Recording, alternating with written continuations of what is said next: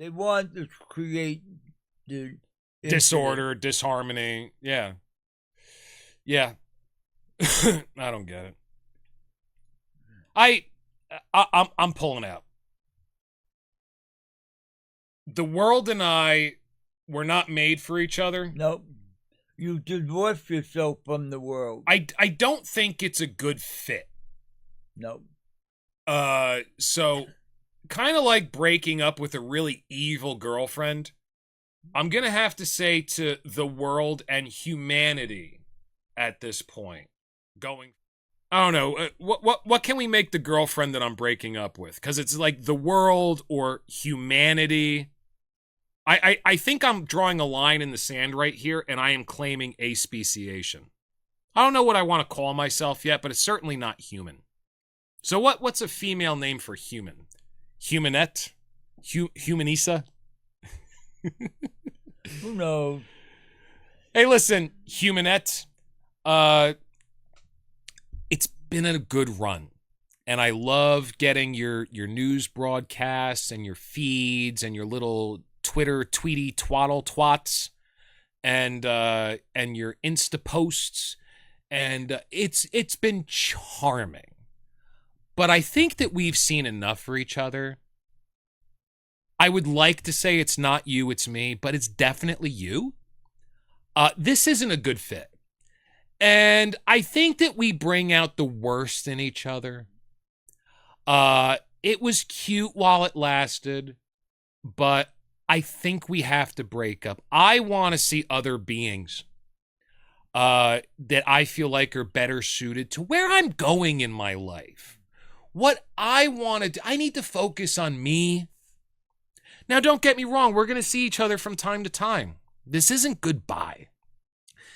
It's just when you talk from now on, it's going to sound like the adult in the old Charlie Brown cartoons. And world, humanette, I know from the 45 years we've dated that the only thing you care about is money. I wish you all the money that you could ever eat. God bless you, humanette. But this is goodbye. I'm sorry. Good choice.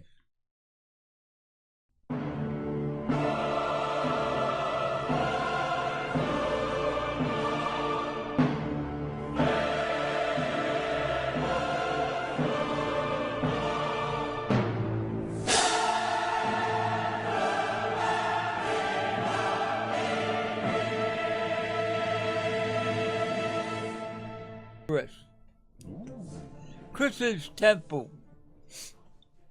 I actually would very much like to start a cult. I had that fantasy many years ago. When I was a teenager is the first time I thought of it. Do you think I'd be good at it? Yeah, now that you got the salesman act down, you could really be a salesman. That's really all it comes down to, doesn't it? I mean, religion, starting the a art cult. of the deal. Yeah, it's just sales. It's just selling something. Yeah, I agree. What would you want to sell? Oh, if I was starting a cult, I'm selling myself, baby. I'm selling myself. Who would buy you? Oh, you know what? Hang on, we didn't do the lights. We didn't do the lights correctly. Stay right there. Yeah, I guess. Yeah. Yeah, anyway. I guess that looks all right. Welcome once again to the New World Order broadcast. This is the only show on the internet where I am pretending to be big shot, bigger than I am, and head of a global organization that is willing to terrorize humanity for its own benefit. Now, I am certain there are a lot of other shows where somebody is pretending to be the same thing. But this is the only program on the internet, ladies and gentlemen, where I'm doing it. So it has a special place in my heart. And if it has a special place in your heart too, I would like to take a closer look at that heart. I would like to inspect that heart. I believe it may be a heart after my heart. I would like to reach in, pull out the heart, and take a closer look at it, smell it a little, maybe taste it. I just want to get a good sense of it. Anyway, now that we got the lights fixed, yeah, I know you started a cult a while ago, but I always thought I'd be kind of good at it. Try it. I should try it. I should try it. It's one hell of an education. Oh, dude, I bet you, if nothing else, it's just an education in human psychology. Oh. You know? So how many people did you have in your cult when it was at its biggest? About 20 to 30. It's not bad, man. How long were you doing it for? 5 years. Okay. All right. Not as good as I thought, but still, that's pretty damn good. Oh, dude, the cult that my dad was in during Y2K, where they were buying generators and stockpiling food and everything, and they made all the women live in a house and all the men live together in a house, and they made everybody quit their jobs and go into the church business and all that. I think they never gained much more than 30 people. Like, this dumbass was really proud of himself when he had like 75 people. He's like, oh, we hit the big time. So 30's not bad, then. But they were disappointed when it didn't happen. Oh, Y2K, the end of the world? Yeah. Yeah, they were I'm assuming they were pretty fucking disappointed. I wasn't around at that point. Disappointment's part of life. Yeah. Yeah, I turned 18 in 1998. So as soon as I turned 18, I was out of there. I found a boarding house I could barely afford. I was making like $8 an hour, working at a factory, and I found a single room in a house that was near my job. That was, if I remember correctly, it was $125 a week. So, you do the math. Very, very tight, living on ramen noodles and peanut butter, and still, can barely make my bills. And this is before internet and cell phones. Living with a lot of strange characters. I got stories for days, man. Did I ever tell you some of those stories? Yeah. Yeah? Did I? I did that when I went to East Hartford. I didn't even rent a room. I rented a corner of a rooming house. Okay. With a bed. Jeez. In the open. Okay. And I was paying $65 a week. What year was this? 1967. Dude, 66. I was paying $125 in 98 and 99 for a room with a door. Now, there was no kitchen. So you had, if you didn't have a microwave, you're fucked. You're eating peanut butter sandwiches, which is how I started out. And then the Great White Huntress actually bought me a microwave. I guess she felt bad. I was, 18 years old living in a fucking boarding house. But, yeah, hey, thanks for the microwave. Yeah, so then I could eat ramen noodles and cup of soups. So, yeah, but, man, I think you were kind of getting ripped off if you were paying $65 for a corner. Yeah. And I was paying $125 30 years later for a room with a door. You were getting ripped off big time. Well, that's the way it was. You start somewhere. Yeah. Well, oh, wait. You were in New York City, though, right? No, it was in Hartford, Connecticut. Oh. That's pretty expensive. Yeah, I went for Brad and Hartford Aircraft Company. Okay. I thought you worked in New York your entire life. No. When I got out of the Navy, they sent me back to Maine, and I got discharged from Maine. Oh, okay. And then I came back. I was headed for Tennessee.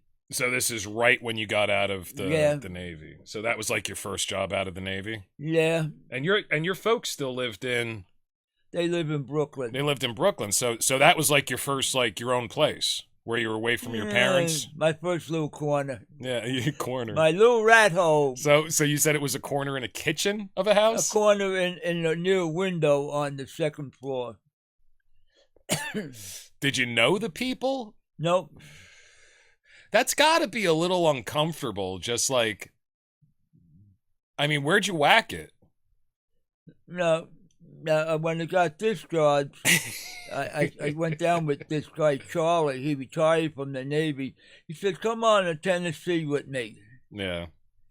So I started, but then I said, nah, I don't think I want to go to Tennessee. So I stopped in Connecticut. I liked Tennessee. I took a job for a little bit. There was a lady who owned a portrait studio, and I'll name it because fuck her. The name of the portrait studio was Three Sisters Old Time Photos in Pigeon Forge, Tennessee. Yep. And Pigeon Forge, Tennessee is a total tourist trap.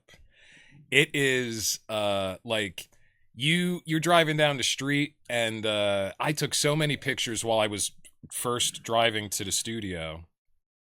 I almost got in like so many accidents because it's like, what the fuck am I looking at? Like there's so the first thing I noticed is there's a house, a giant mansion that's built upside down. So the roof is like on the foundation. Yeah, and the foundation is where the roof is supposed to be. It's actually built upside down. And then I drive by another building where it's built to be like a skyscraper, and the thing is actually like probably 7 stories tall, but it's built so that it's fallen over. Like a Leaning Tower of Pisa. It's just on its side. Oh. And there's another little skyscraper that has a giant statue of King Kong climbing up it. Yeah, the old Empire State Building. Yeah, it's really fun. And there was another building where it's a giant camera. You walk into the lens of the camera to get inside. Such a cool place. And Pigeon Forge, Tennessee is where Dolly Parton has her theme park. So I guess that's why it became such a big tourist trap. But yeah, so I went down there. I loved it. I legitimately wanted to move there. I thought it was fantastic. I'm the type of person with my personality. I could be very happy living in a super tacky tourist trap for the rest of my life. Like, genuinely. But anyway, the reason why I went down there, this lady, she found my resume. I don't live anywhere near Tennessee. I was in Philadelphia at the time. And she found me on Indeed. And she sent me a message. She said, I wasn't even looking for a job. She sent me a message and she said, hey, you look like you're a perfect match for our studio. And what had happened was she had this really profitable old-time portrait studio. She had a pretty good business model. She was selling old-timey portraits, but she was doing like high-end packages. Like they were priced like, if you walk out of there and you didn't spend over $200, you got away with murder, you know? Like that was our average sale. And a lot of old-timey photo places, like they're just cranking them out. Like, you know, you might spend like $20 or $30 for a keychain or a souvenir or something like that. Like we were selling like legit nice photo packages where they're retouched and all that shit. And she said, hey man, come down. We are hemorrhaging money. We're trying to open back up and we're having a really hard time. And your background looks like you might be able to. It's like, all right, sweet. So I went down there and she got me a hotel. She offered to fly me down, but I'm afraid of flying. So she rented a car for me and I drove. Very nice. Very, very nice. Legitimately nice lady. So I go down there and we have our meeting. It's me and the photography manager and her. She's the owner, but she's like semi-retired, right? And so I have my meeting with them and I'm like, all right, well, this sounds like I would be a good fit. Let me see the studio in action. She's like, cool. So I go back to the hotel the next day, hang out in the studio the whole day. She was really scared of COVID because she had a whole bunch of health problems already. Yeah. And she was on the older side. I think she was in her early 60s. So, she didn't want to go in. And this is when stuff was just allowed to start opening back up in Tennessee. So this is pretty early on in the pandemic. And so I was like, all right, this is pretty fucking cool. So I have a couple phone conversations with her. I'm chilling with the photography manager. I'm looking at the way they do things. And I'm like, you know what? I have a meeting with her the next day. I said, I think I'd be a good fit for this. This is something I definitely want to sink my teeth into. Let's do it. So she has me up in the hotel. She's like, you're going to have to get a place down here. I was like, well, I don't know if I want to be here permanently, So she eventually offered to let me stay in her house. So this is how fucking crazy this lady was. Okay. So I was like, okay, yeah, you got a nice big house. She's been doing this her whole life. It's been successful up until the pandemic. Assuming it's a big house. And it was very nice, large house, like 5 bedrooms, ranch style. So I had my own space and everything. So she has this large, beautiful ranch style house. And she spends almost 100% of her time living in the garage. What? Sounds like the Italians living in the basement, and you don't live on the first floor. What do you mean the Italians in the basement? What's that about? They live in the basement. They got the living room sealed off with a rope. They got plastic on the furniture. You don't walk on the rug. Oh. And then, everybody, goes into the basement to actually hang out? Is that what you're talking about? They got a couple of couches. Yeah. They got a kitchen down there. And it's like, the living room is the showroom. Yeah. You're not supposed to go there. Yeah. Yeah. So, I mean, it wasn't quite like that. We go in the kitchen, once, but she, just for some reason, now here's the thing, you might be right. She didn't allow her dogs in the rest of the house. No dogs in the house? No dogs. So she had 3 big dogs. So they had to stay in the garage, and that's where she spent all of her time. Didn't she have a kennel? The garage was full of old props for her photography studio and some furniture that she wasn't using or was looking to restore eventually, but she never did. And it was just full of junk. And she had 3 big dogs, and they weren't allowed in the house. They had to stay in the garage. And that's where she had her computer set up, and she just hung out all day on her computer watching videos, and she never took her dogs for a walk. So, she has this big, beautiful ranch house.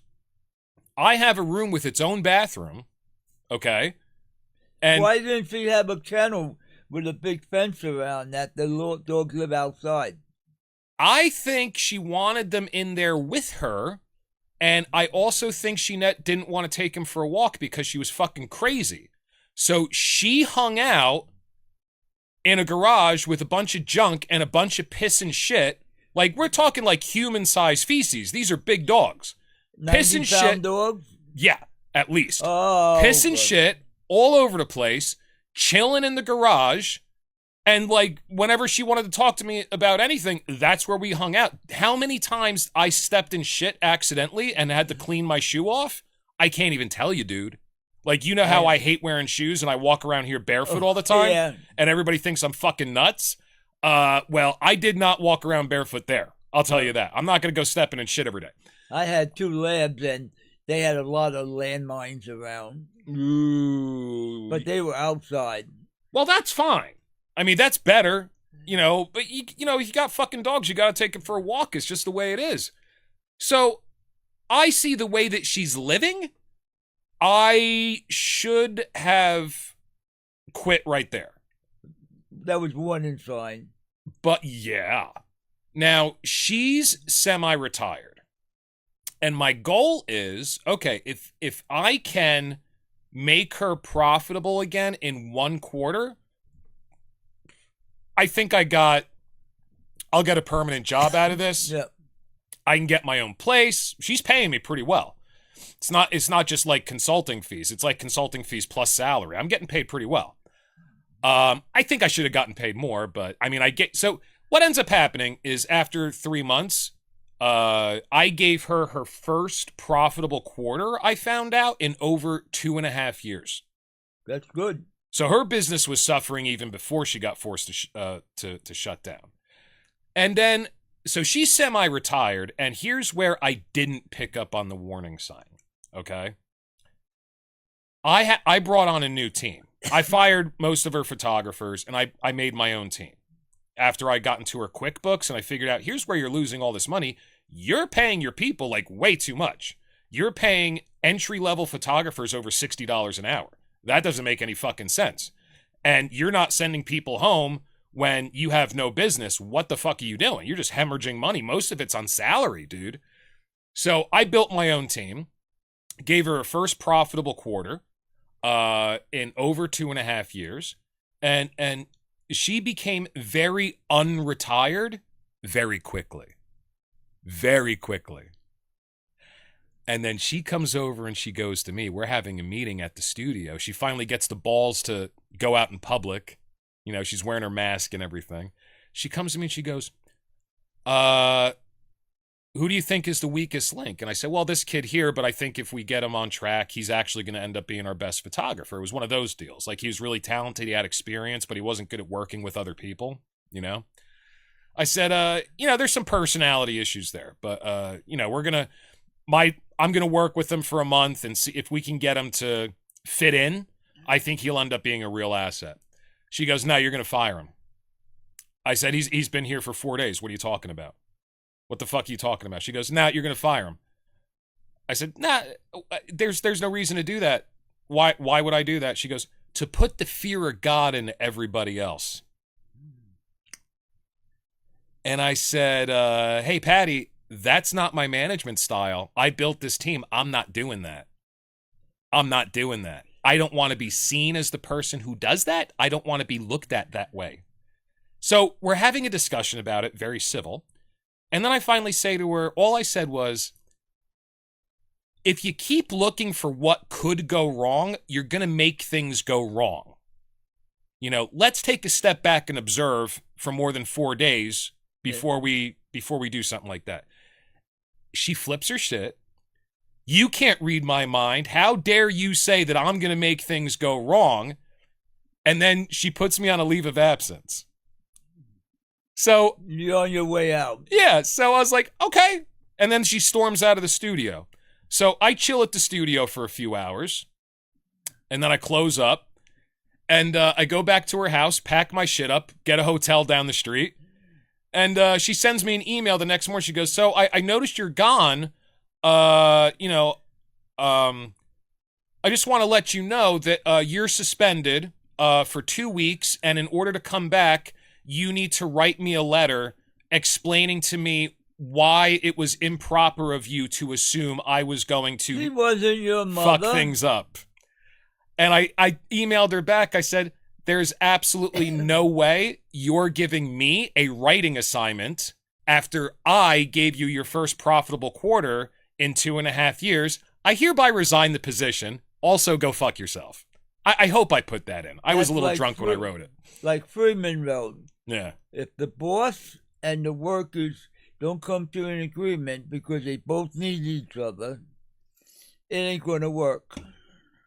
I'll tell you what, man. As soon as I step foot into that garage, which I didn't until like I was already there for 3 or 4 weeks because I was staying in a hotel, and I was like, hey man, let me save you some money. If you want me to move in, I'll move in. Yeah. So I should have quit right there, man. You should have seen the warning sign. So bad. So bad. You're living in a little shit box when you have this big beautiful house you barely use, man. It's crazy. She should have took a room, made an office, take the garage, put a couple of cages in there for if she wanted the dogs. All right, she treated the dogs like kids. Worse than that, they're shitting on the floor. Yeah. Potty train them. Yeah, exactly. I mean, it's not like she had like a mat or a litter box and they just made a mistake once in a while. She just never took them for a walk, so they just shit and piss whenever they wanted. They had no other choice. I mean, that's fucking insane. So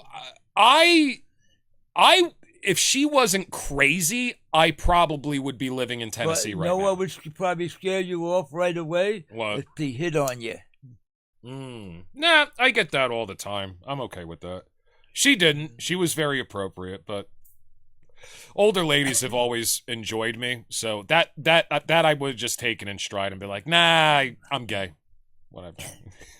You do what you gotta do. No, you could have listed yourself as service rendered. Services rendered. Listen, man. No. She was not my cup of tea. She'd have to get me pretty fucking drunk to go down on that little bat cave. You know what I mean? Yeah. You probably haven't seen a lot of traffic. No, I do not think so. And you know what they say about things like that? If you don't use it, you lose it. I don't want to be anywhere near there. Something would have came out and bit me. So I actually really enjoyed Tennessee, and I don't know what the rest of Tennessee is like. Yeah. I was in a pretty cool area, but what was your experience in Tennessee? How come you didn't like it? No, it was in the middle of the Blue Mountains. It was real redneck territory. We're talking about... Aren't those your people? We're talking about ridge runners, moonshiners. I don't know what a ridge runner is. Explain that to me. A ridge runner is like a like a mountain person in Appalachia. Okay. And they make their moonshine, then go after the ginseng. They're ginseng. A real hillbilly. So why do they call them ridge runners? It was during some kind of war when they had the war, and they would run along the ridges and you never catch them. I had no idea. But you know what? I went back to New York 3 weeks later. And I knocked on my door, and my mother seen me, grabbed me, and my father just said to me, "Oh, you come home?" Oh. Cold as a fucking piece of ice. Oh. No. What, did he have like the attitude like when he said it, like you failed, like that sort of thing? More or less. I fucking hate that. I fucking hate that, dude. That's gross. No, that's what people are. Yeah. Then I ended up, I worked in a woodworking shop for a while. Then I went to drive a truck. Then I got a chance to become a bricklayer. Then I went to the building line, and then I went to the subway. Mm. Yeah. Well, that's growing up. Well, listen, man. If I was around a bunch of moonshiny rednecks, I probably would have left too. Here's one thing that I did notice about living in Tennessee I think I was there for 4 months. When you're in the city, I was living in Philadelphia. I'm from New Jersey, okay? Now, New Jersey does have a very New York attitude. And close to it. Yeah, pretty much. And then, I mean, it's not as severe, but it's the same kind of attitude. Like, stay out of my way. You know, and then I'm in Philly, so stay out of my way. You know, when you're walking down the street, you're not making eye contact with people. You're not saying good morning. Somebody offers you their place in line at the grocery store. You're like, what the? Give them a second look. Yeah, like what the fuck? What do you expect from me? What's your angle? What's your angle, buddy? Yeah. You know what I mean? And then I'm in Tennessee, and I realize, so I'm, that's my idea of being polite is just don't talk to anybody, right. Don't make eye contact. Just do what you got to do and get out of everybody else's way as quickly as possible. It took me a week to realize I'm the one being a jerk. Right. And the people walking down the street said, "Good morning." Yeah, it throws me off. And then they're giving me like a look, and I realize it's because I'm not smiling and nodding. They want to talk to you. Yeah, so I realized I was trying to be polite, on the East Coast, that's what we do. And I realized, I'm being a jerk. I'm being a fucking jerk off. It's really funny. But then again, you got some characters there, you look at them, and they're hard as flint. And you could see within their character that they're not to play with. Yeah, but I was in Tennessee. Very few. I was in Tennessee, and I'm white, so everybody was super nice to me. You see what I mean? Yep. Super nice. Like, nobody came over at me like they're being hard and shit. I'm white. You know, and I was at a job, so I'm dressed professionally. And, you know, after a while, I went out and got a cowboy hat so I'd fit in a little better. And everybody treated me like gold. You know, as soon as I started talking to people, everybody was super nice to me. You know? They knew you from Philly. Well, you could tell because I didn't have the little... There's a... So I didn't pick up on too much of an accent. But everybody, while I was down there, when I talked to them, you're not from around here, are Right. you? So I think, like, I have an accent I'm not aware of. Right. You know, it's possible. I always thought, like, I'm really happy I don't have a New York accent. I have what's generally called a non-regional dialect. But everybody in Tennessee knew that I was from the East Coast. Yeah. Like, they guessed it, you know? It's pretty funny. No, that's growing up period. You got any wild stories from when you were in the boarding house? No, not too much. Because it was so close to the East Coast, it wasn't real crazy. Mm. But overseas is a different ball game. Overseas, when you go down... Yeah, but you were basically stationed on the boat. You were the cook, No, I right? was on the ship. Yeah. But I went to Bangkok. Yeah. I went to Saigon. Yeah. I went to some of those little towns. And they say, don't go down that street. You won't come back. Jesus. Well, tell me about Bangkok. What was that like? Makes Las Vegas look like a church. Anything's for sale. Mm. And you got all, at night, you got all, like, 10 blocks of girls hanging out in the bar, singing rock and roll songs, fighting their trade. Yeah, but Harry, were they girls, though? Were they really? No. Probably not. Let's be honest. They were very young women that had to make a living. What I'm saying is I think they had dicks. Was that clear enough for you? No, not all of them did. Not all of them, but you're in Bangkok, dude. I mean, come on. I mean, most of them are little hairless lady boys. Let's be honest. If you were looking for them, you could find them. The taxi cab driver said, "What kind of action are you looking for?" Okay. Boys, girls, or little boys. Ooh. Because a lot of profession people like that, doctors and lawyers from New York, go over there for vacation to experiment. Yeah. They're sick. Are they, or are they just looking for a new life experience? Yeah, their life experience. Yeah. You know, once in a while, I don't see, what's the big deal? Go try something new. Yeah, right. Harry, No, you need to spread your wings and fly, my friend. No, I'm tired of flying. Yeah, I don't think you flew enough if you haven't tried a little hairless lady boy. No, thank you. No, thank you at all. You know what you like. No, you like the roast beef sandwich. Yeah, I don't want to try nothing new. You like the plump little Italian and Jewish ladies. Yeah. Yeah, that's what you're into. Everybody's got their thing, man. My son's got into foreign women. Yeah. He once dated a 7-foot Watusi. What the fuck is a Watusi? A 7-foot black from Nigeria. What is that word, Watusi? Watusi's a tribe. Is it? Yes. Oh, wow. Those are the guys with they're 7 foot. Really? And they put the things on their neck and they stretch their neck. Oh, yeah. I've seen that. Yeah. That's fucking dangerous, dude. Like, they can snap their necks so easily. Yeah. Yeah, but it's considered, like, beautiful. Do the guys do that? I thought it was just the women that do that. The women do that. Yeah. Was his girlfriend one of those? Did she have all the rings on her neck to stretch it out?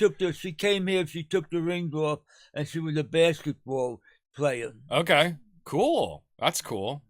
I always wondered, because I'm pretty fucking tall, always wondered what it would be like to be with a really tall chick. Well, I dated that didn't have a penis. I dated a That must be 6'5" Australian basketball player. Yeah? On stocking feet, she was 6'5". She was over me. Dude, the apple doesn't fall far from the tree. Look at you. Oh, she was a hell of a drinker. Oh, yeah? I couldn't drink her under the table. You're not a big drinker. But she had a hard time getting dates. She was frightening. She was every bit of 175, 180 pounds of pure muscle. So that's interesting because that's kind of exactly the opposite of you've been married twice and Yeah. you know, I tend to know what you're into. What made you what attracted you to her initially? No, it was a blind date. Oh, so Yeah, it was no. like one date. Yeah, well, a couple of dates. Yeah, you got a second date with her? Second, third. Okay. Then she had to go back to her country. Okay. And what was her nationality again? Australian. Australian. Okay. All right. Cool. So was she white or was she like White. Aborigine or No, she was white. She was white? She was a big 6'5". white. 6'5" in Jesus. stocking feet. Yeah. Oh, actually, the Aborigines are actually pretty short, aren't they? The Aborigines are short. Yeah, they're shorter people. Yeah. Aborigines, they're not beautiful at all. Oh, that's all subjective. They got flat noses. That's all subjective. How They dare got you? real kinky hair. How dare you? And they were short. How dare you? Yeah. So, but go around the world once and didn't like California. California was a crapshoot. You don't know what you were getting. What do you mean? Oh, you don't know what was straight or was gay. Oh. Sometimes you come across. Well, you find out real quick. You ask a broad out, and she says I'm gay, and you say okay, thanks. Right. Well, you're drunk at a bar and you reach underneath the bar and you reach and instead of finding a hole, you find a pole. Oh! So these were lady men. I gotcha. And transsexual women. Excuse me. Yeah. Yeah. Okay. But like I said, once you go through that, you learn. Any young man that don't go overseas or go through the experience of going to other places, like if they stay in their one area, they stay quite ignorant. They fit in a box and they don't know shit. Yeah. Yeah, well that's why I think it's important to get out there and experience that shit. Listen, I'm not trying to recommend that everybody go to Bangkok and pay for a night with a little hairless ladyboy because I don't think their O-rings could handle it if everybody did that.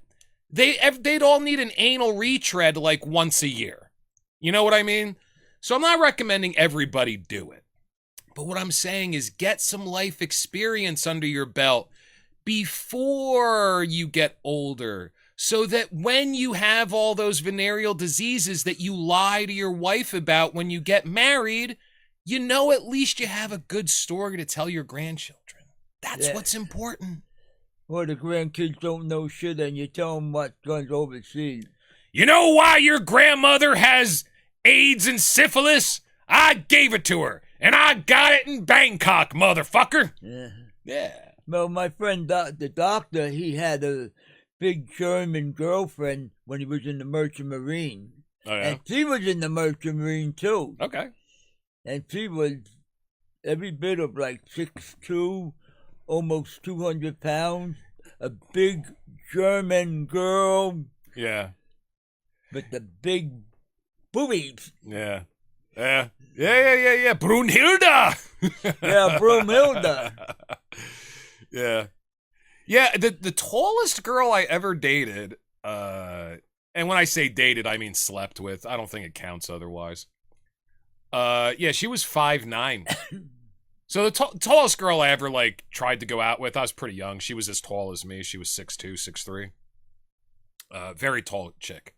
But yeah, tallest girl I ever dated, seriously dated, was 5'9", and it didn't even occur to me, how tall that is for a woman. You know, that's supermodel height. And I didn't even occur to me, like, because everybody looks short to me, like, pretty much, you know? So, I mean, you're like 6 foot. Yeah, I mean, but I'm shrinking. Yeah, okay, so let's say you're 5'11". You look short to me. Yeah. But you're not short, you know? Well, my son is 6'4". My first wife was Scandinavian, and she was every bit of 5'11". Oh, wow. Dude, how did you go from these tall, muscular broads to these Heifers? these let's call them plump little Italian Jewish ladies. Let's call them what they are. All right? Right. Pleasantly plump. Pleasantly ladies. plump. Yeah, like 5'5", maybe. But that's your thing now. So how'd you go from the big, tall, muscular Amazons to that? for more bounce to the ounce. Just took you a little bit to figure out what you like, huh? I hear you. That's cool. Yeah, you got to try out some different shit. So you're in a boarding house in Tennessee, sleeping out in the open in the corner of a room. Right. And you have no interesting stories from that. No. So everybody you lived with was like relatively normal and just nice people. Yeah, because I wasn't outside the town. I was inside the city. But it got bored. Yeah. I got bored of the job. Yeah. There was no future in the job. I went back to the city and I figured, no, I got better opportunities in the city. Makes sense. There's more work, for sure. Yeah. Well, when I ended up in the boarding house, when I was 18 to escape my insane father and the Y2K cult that he was in, as I like to call it. If anybody's interested, the cult that he was in was called Gospel Outreach Christian Fellowship of New Jersey. And if you do a Google search for it, you should find information on it. And if you can't, type that into Google, and then after that, type in the name Beth Davies. She was a cult counselor. She's the person who got in touch with me after my father left the cult. She hunted me down to let me know that he had left, and he was hoping I would get in touch with him. So really cool lady. But yeah, you can find some interesting information on it. The pastor of the church, Jim Lethbridge, was super into World War II and the Nazis and shit like that. So he was definitely an interesting character. But yeah, when I finally moved into the boarding house to escape all that craziness, he said, yeah, that you're right. I was living with a lot of characters, and I got some stories about that we can get into. You see the different people in life. Well, to be honest, I kind of feel like that guy behind you looks like he could have lived at the boarding house. Who the fuck is that? You don't recognize your brother. Oh. Your brother went up to the Great White Huntress, and she said, "Yeah, we may be Jewish." Mm. And she wishes she was. Now because she's a Jewish, Messianic Jew. Messianic Jew. Yeah. He checked into that. Okay. And he already had the beard. Yeah. And he checked it out, and he said, gee, if it was good enough for my mother to be Jewish, it's good enough for me. But how did he get his medical license? I don't know, Harry. I don't know. I'm assuming you have a story about how he got his medical license. He went to... How did Talking Head get his medical license? He talked to my uncle Finkelstein. Oh my God, Rabbi Finkelstein. Rabbi Finkelstein said, hey son, are you sick and tired of fixing ovens? Why don't you get a medical degree? Just give me 10,000 shekels and I'll make you a fucking doctor. 10,000 shekels? Yeah. I didn't know he had 10,000 shekels, but I'll tell you what, to be a doctor, and an ordained Jew, Yeah. that's pretty fucking cheap. Well, look at his beard. He grew that in 2 weeks. Well, he already had a big stupid beard. He had a beard. He looks like dog shit, so he just like tries to I cover forgot most of his his face glasses. up. Sorry, Talking Head. I'm just saying it like it is. Talking Head, we just improved your life. Oh my god. So I mean, so he grew the curls out. He obviously has the curly cues going on there. Yeah. So Hey, he just followed. His mother said, "You may be Jewish." Oh my and god. he checked it out, and he said, "Could be. Could be. Could be." I don't know what to say. So You may be Jewish too. I'm definitely not. Okay. I'm 50% Dutch, which is almost the same thing. Where cheap and judgmental. But so no, not Jewish. Fortunately or unfortunately, I may be Jewish. you probably are. So I've been told that before. You know, when I'm cheap, I know it's because I'm Dutch. You have no excuse unless you're Jewish. Okay. I'll squeeze a nickel and get 2 quarters out of it. Oh, I know you will. I know you will. So with this guy, so I knew that you were working on another person. Yep. And so I finally pull my corpse out of my coffin and decide to animate myself again and walk around. You know, it was a good night of blood drinking, and then I, had to rise eventually. And I come over here into the studio, and I see that you're blocking my view. You're in front of a new person, a new guy. And I know that they're all female sex dolls, and you're blocking my view. So, and then you're working. I don't think you heard me. And then you step aside to give it a look, and that's what I see. And I just started fucking cracking up, man. I did not expect. It's a transgender doctor. Transgender doctor. I did not expect to see, because I know after we had our little fiasco with Talking Head doing the Finkelstein interview. Yeah. And I got pretty pissed off and bummed out about that. I know that you were working on this mask to make it, and you were like, I'm going to be Rabbi Finkelstein. I'll be a relative of Finkelstein. Yeah, and we were going to call you Rabbi, instead of Harry, we were going to call you Rabbi Harowitz. Harowitz. Yeah. And you were going to wear the mask, and you were going to be like the Finkelstein type of character. Yeah. And so I did not expect the new person to be wearing that mask. I lost my shit, man. I was laughing my ass off. Well, what happened to our hillbilly girl with the boo mask? What did you turn her into? Oh, well, she's a fucking zombie now. So now we were turned into a zombie. Yeah, she's a zombie. So you went on like Facebook Marketplace, I think, and you found like somebody who was selling like old Halloween costumes. Yeah. Like they gave you a box of Halloween costumes. $80. I got 4 costumes, 8 masks, all kinds of hair, a big dog head about that big. Maybe we're going to have a great big white dog next. The dog mask is really cool because there's a strap if you put your chin in it. And it talks. It talks when you talk, and it's pretty good looking. I want to do something with that, but I can't imagine wearing a fur mask for very long on the podcast. I would get like, I'm going to last 5 minutes and it's coming off, dude. You know what I mean? Well, I don't think I could do an entire podcast like that. I'm going to try to find a white shag cloth with thing and maybe make a complete dog outfit on it.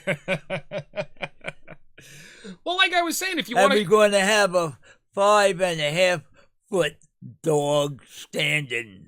If you want to go simple, you could make it a werewolf. Make it like a teen wolf. And you have the white dog mask. Right. All you got to do is get like a half a yard of fur. and then dress it up in like a denim shirt and put like holes in it with fur sticking out and shit. That's all you got to do. And then you got a Teen Wolf. Like Lon Chaney. Who's Lon Chaney? I don't know who that is. Lon Chaney, the old-time werewolf from the 30s. Ooh. I don't know anything about that. Well, Lon Chaney was the man with the 1,000 faces. Oh! He played with the guy who played Dracula, Bela Lugosi. Yeah. The guy who did Frankenstein. Yeah. Didn't he do Phantom of the Opera as well? I think one of them did. Yeah, the man with 1,000 faces. I know who that. Shit, but I never saw him as the Wolfman. He was the Wolfman. Yeah, he was the Wolfman with Abbott and Costello comedy. Yeah, and all that. So, I gotta look. Shit. I used to pride myself on knowing like a lot about that, like the old Hammer films and everything. You know, who was the Teen Wolf in London? No, that was American Werewolf in London. American Werewolf. Yeah, that's like one of Joe Rogan's favorite werewolf movies. Yeah. So no, I don't know who played that. I honestly haven't seen that in forever. So now we're going to have 4 characters. So let's name this one at least. This is going to be okay. So anyway, after I saw that you put the Jewish person mask on it, which is, we're like borderlining the definitions of PC racism here, and I'm fine with that. So then we're sitting around talking about it, and you're like, kind of looks like your brother, doesn't it? Yeah. I'm like, oh shit, it does. It does. So let's call him I don't know, let's call him Dr. Rabbi Heady Talk instead of Talking Head. Heady Talk? Heady Talk. Dr. Rabbi Heady Talk Steen. I don't know. I think the 4th character, I'm going to make an effort to make the Great White Huntress. So how are you going to do that? I have to find a pair of coveralls for a child and a flannel shirt, and I have to take one of the Jason masks and paint it green. Okay. And we got the brunette hair. Yeah. Put it on there. Maybe put a pair of boots on. Okay. Yeah, well, I mean, if anybody does, the reason why she's going to have green skin is because green skin. The Great White Huntress started her own... Oh, maybe give her a bow and arrow. Yeah. So the Great White Huntress is mine and Talking Head's mother. She won't come on the show live, so we might as well bring her in statue. Well, the funny thing about that is she makes puppets, and we've had some of them on the show before, and she's very good at it. So we dubbed her the Great White Huntress, and the reason is she was concerned about self-defense. She's very into gun rights, but she never had a gun. And very, very nice thing for you to do. You took her out and you bought her a gun for home self-defense. What was it again, a 380?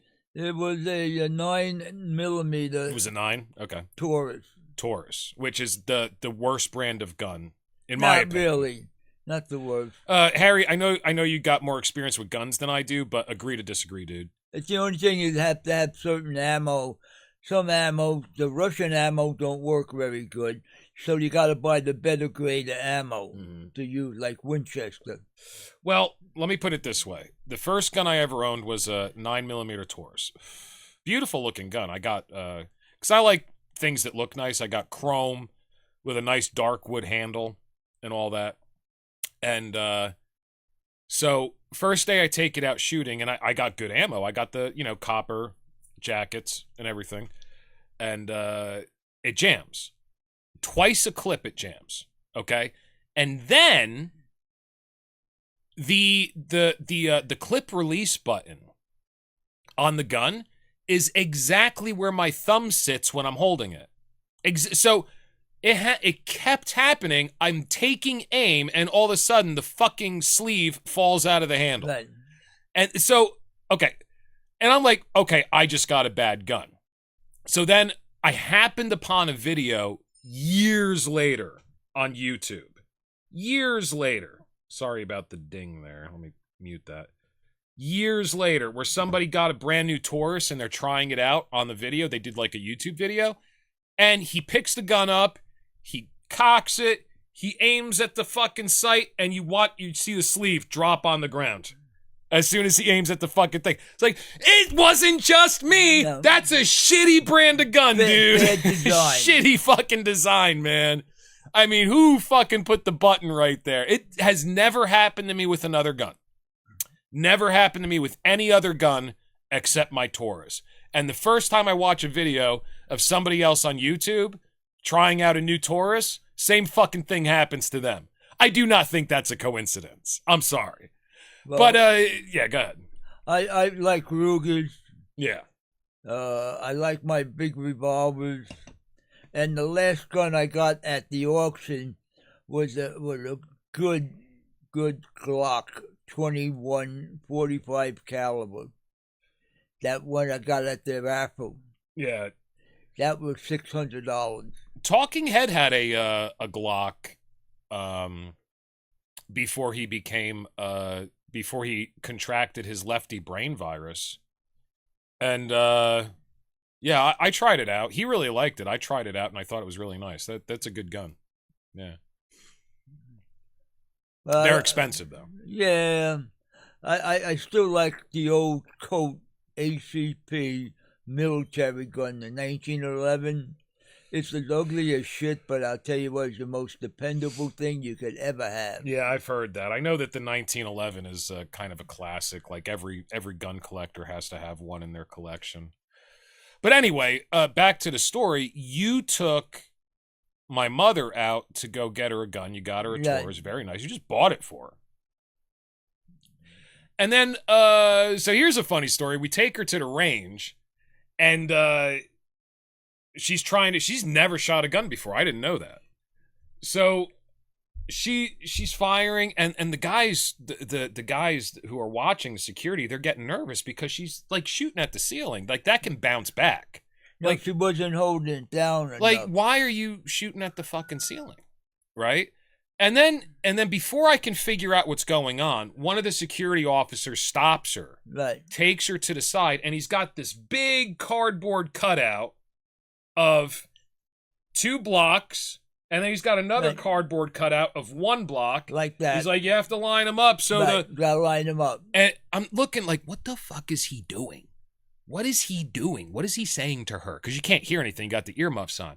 And then I'm like, wait a second. Is he teaching her how to line up a sight? Yeah. So she comes back, and I go, Mom, do you not know how to line up a sight? And she goes, nobody told me. I didn't know what that was.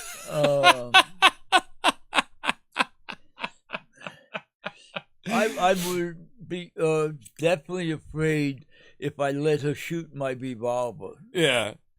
So, oh my God, the one with the boom. Yeah. So anybody that doesn't know what he's talking about, if anybody ever watched the Tim Burton's first Batman movie with Jack Nicholson as the Joker, there's a scene where Batman's in his Batwing, the Batjet, and he's coming down and he's gonna get the Joker. Joker's standing in the street, and he pulls a revolver out of his pants, and it just keeps coming, and the fucking barrel on the thing ends up being like 4 feet long, and then he like aims it at the Batwing, and with one shot he brings it down. It's a comedic moment in the movie. But yeah, you got a fucking revolver that pretty much looks like the Joker's revolver.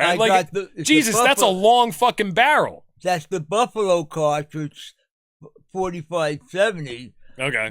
Back when they were shooting the Buffalo. That thing will stop a truck.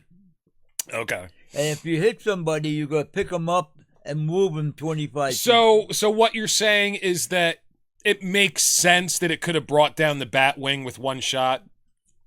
Wow. Okay, because I thought it was just like it's supposed to be a tongue-in-cheek moment in the movie. And the next big gun is like the Desert Eagle, the 50 caliber Desert Eagle. Yeah, those things are fucking nasty, dude. Those things fucking are nasty. Useless gun for defense. Yeah. That gun is for I want to go and fuck. I want to John Wick this motherfucker. That's what that gun's for. But yeah, so you know what? And then she goes to you, which I thought was really rude. She comes back and she goes, I don't feel comfortable having this. Can I trade it to you for a bow and arrow? So first of all, I'm thinking, yeah, the way that your display the other day, maybe you shouldn't have a fucking gun. I'll agree with that. But dude, to trade you for something else, you bought it for her as a gift. Yeah. So you're gonna give me back my gift and trade it for something else. First of all, just offer to give it back first. You know what I mean? Like, but maybe she is Jewish. I don't know. So that and what was her reason for saying she would prefer to have a bow and arrow? She couldn't afford the ammo. No. She goes, if I have a bow and arrow and shit hits the fan, at least I can still hunt and kill a deer with it. And me and you were like, oh!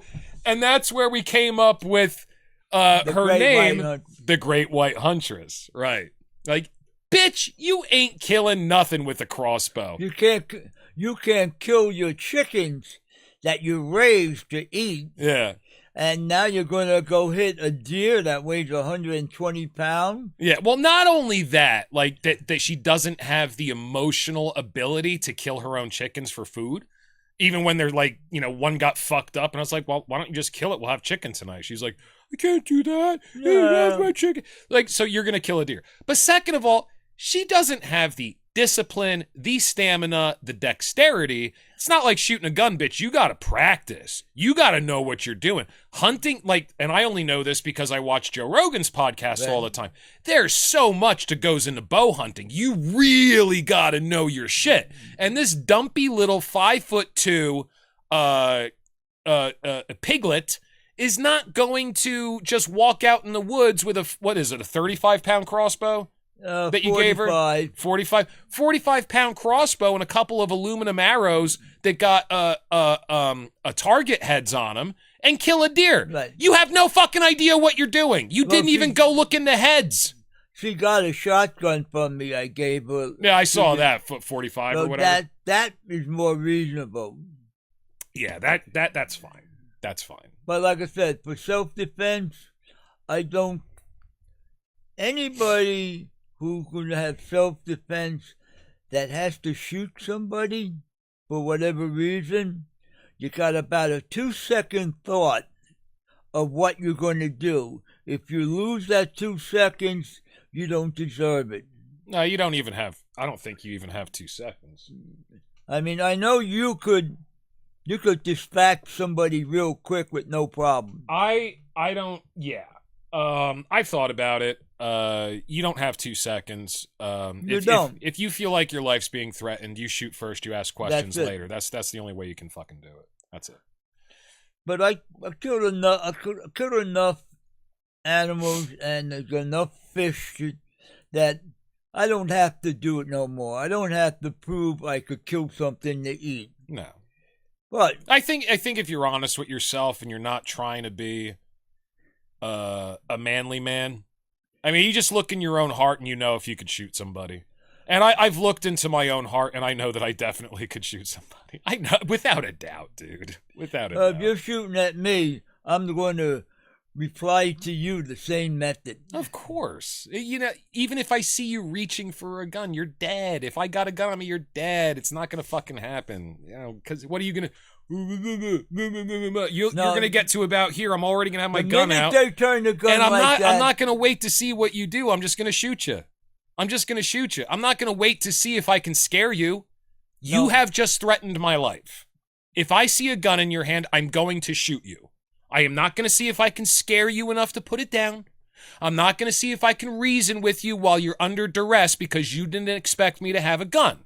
If I see a gun in your hand, I am going to shoot you. The scariest thing is, if someone's pointing a gun at you and they're shaking like this, they're dangerous. Oh, yeah.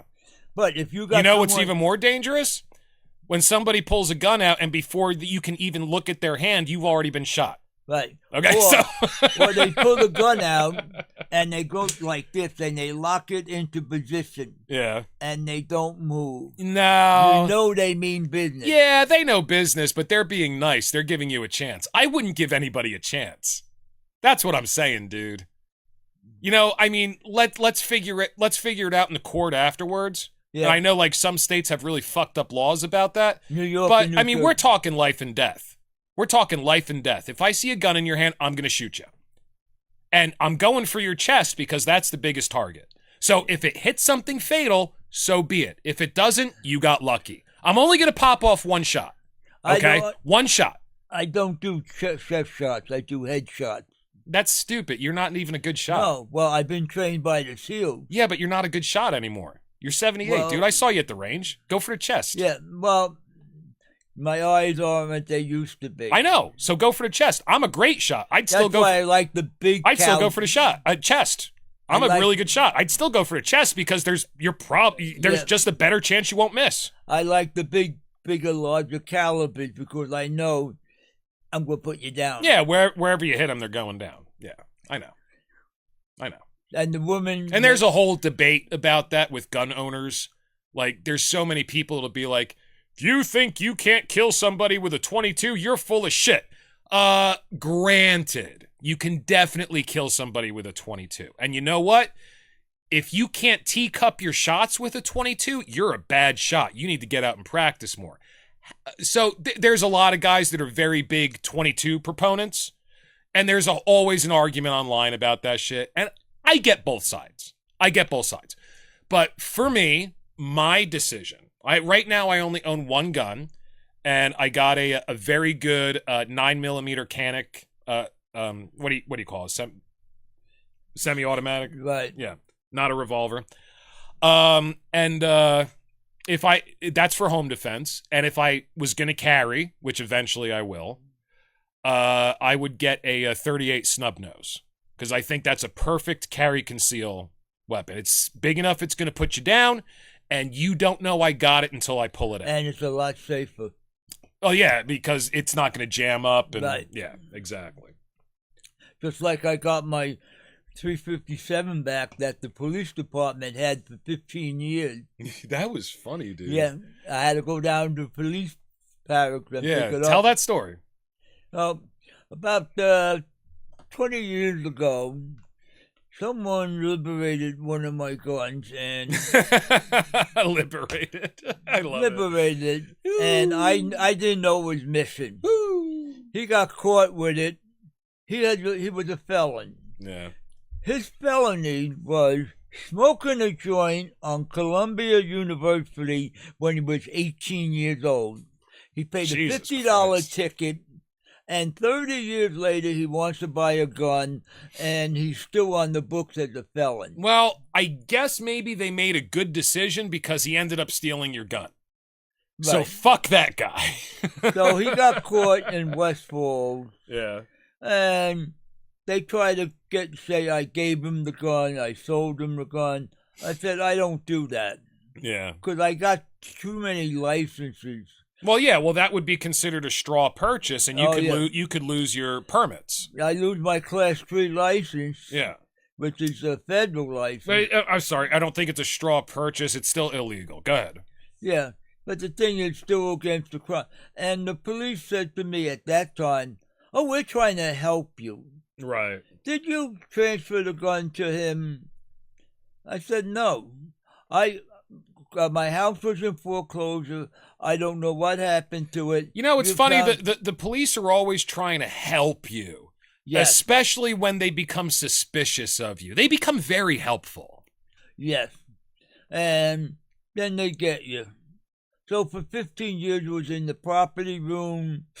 And they said, what is this thing doing here? So they returned it. Yeah. So the bitch calls you up. And she goes, we got a gun here I think might be yours. And then we go there to sign it out. They were very nice. It only took us like 5 minutes. You just had to sign a piece of paper and they gave it to you, which is great. I was expecting it to be like a whole fucking production. No. But, so we get there and she's like, I just happened to be cleaning out the evidence room and I figured I'd give you a call. 15 fucking years. That's crazy, dude. Jesus, it shows how many guns you have. You didn't even give a shit. You practically forgot about it. I forgot about it. That's wild. I transferred so many guns in 40 years, I couldn't tell you where half of them went. That's funny. I know where some of them went. Yeah. It went to the guys with the broken noses.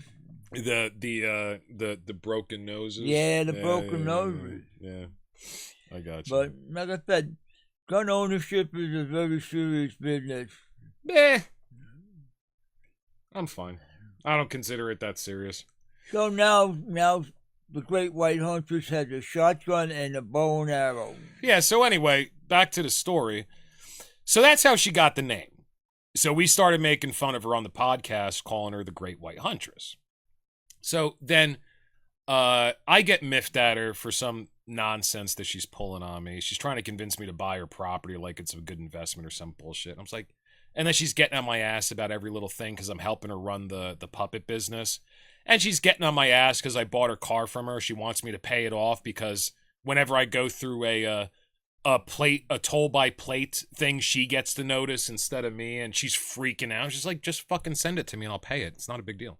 She's freaking out all the time. So I was just like, you know what? Let's just transfer the documents, fucking pay this shit off, and I'm not helping you with the puppet shit anyway. You're too much. You're too much. You have so little to worry about.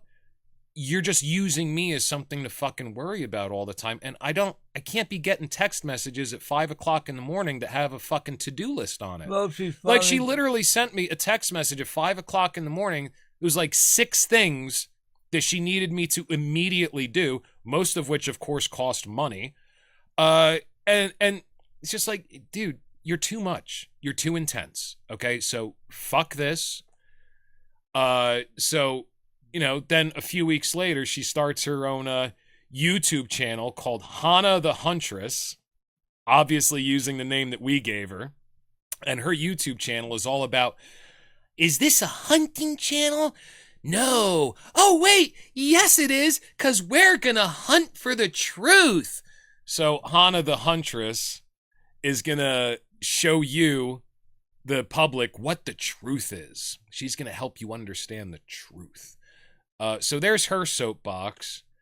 And the reason why we were going to make her face green is because the puppet that she uses, which I think looks exactly like her, is made out of green felt. So yeah, we're going to try to make a life-size Great White Huntress. Right. Yeah. Well, you played with a voodoo doll many years ago. I've done it, yeah. Right. So now we're going to make full-size voodoo dolls. Oh. You dealt with the little ones. I'm going to make the 5-footed. Okay. Well, I'll tell you what. If we can get a good-looking Hana the Huntress doll, yeah, I'll make the face for it. Do you have a sewing machine laying around the compound? No, I could sew by hand. Yeah, so can I. It just takes a while. Well, I could get somebody with a sewing machine. I know someone's got a sewing machine. I could sew it by hand. It's fine. Yeah, so we'll do it, and we'll fuck with it on the podcast, and we'll see if anything bad happens to her. No. It'll be a fun experiment. She won't come on live, so we might as well put her in image. Oh, yeah, I was going to say, so this is funny. So when she first started a YouTube channel dedicated to her making the puppets, and she created this black nurse character, and she named it, I think, LaQuisha? Yeah. It was one of the ones that we had for sale on the Etsy page. And so she does a skit with the nurse, and honestly, there was nothing. The name, I don't know. Like, I helped her make up the name, and I'm kind of racist, which is fine. But in the skit, there was nothing racist. And one of the only comments that she got on the YouTube video was, I don't know why, but this feels pretty racist. So she was so up in arms over this. She was freaking the fuck out. And she's like, I want to come on your podcast and talk about this. This PC, this woke bullshit is getting out of hand. I'm not racist. I don't fucking understand. It's like, whoa, bitch, calm down. First of all, you'd be like the worst guest ever. So we're not having you on. Second of all, you need to chill the fuck out because you are racist. Third of all, you got a point. The video was fine. I don't understand what the fuck the problem was about the video. But then a week goes by, and I'm thinking, you know what? I could actually make this pretty fun. So I call her up, and I say, you know what? I changed my mind. Why don't you, an elder white woman, come on the podcast and explain to us what racism is? I think that's a great idea. Yeah, it would. Yeah. And then at that point, she had reconsidered. She's like, no, I was thinking about it. I was just really angry. I'm a little too nervous to come on your podcast. It's like, Jesus. God damn it, I missed my opportunity. Right. If this was 30 years ago, remember Sanford and Son? Yeah. And that was a great black show. Comedy show? That was a great show. Were they racist? Well, no one took offense back then. But now people are too sensitive. You say the wrong thing, you call them by their wrong pronoun, they jump all over your ass. Yeah, well, I mean, that's slowly dying away. That's dying a slow death right now, which is wonderful. I think Twitter had X, Elon and Twitter had a big part of that. I mean, that's going away, which is fantastic because it was so. It's just you felt restricted. I don't understand why these kids are saying I'm a them, all kinds of different pronouns. I don't know. I think they just want attention, which is fine. It doesn't bother me. You were born with a pole or a hole. You're one or the other. Listen, I don't give a fuck. I really don't. And you know what? Once you're 18, if you want to go chop your shit off and get new shit, go ahead. I don't fucking care. Who cares? Who cares? I got an argument with a guy I was working with when I was in photography, and it doesn't surprise me that we got in this argument. He ended up quitting the job and becoming a youth pastor at his church. So he's like, and at this point I was not watching the news at all, so I had no idea what a big deal this was. But he's like, and they got kids, and these people are letting their little boys wear dresses to school, and I was like, yeah, okay, so? Well, I don't understand. He's like, you think that's okay? And like, so I'm coming from the perspective where, like, I don't understand that this is an issue. I'm literally not watching anything. I'm not on the internet. I'm in blackout for years. Okay? Like, the first time Trump won, when he was going against Hillary, I walked into work the next day, and they were talking about, here was the conversation I walked in on. And it was a bunch of younger kids, like just out of art school, college. So you know who they were.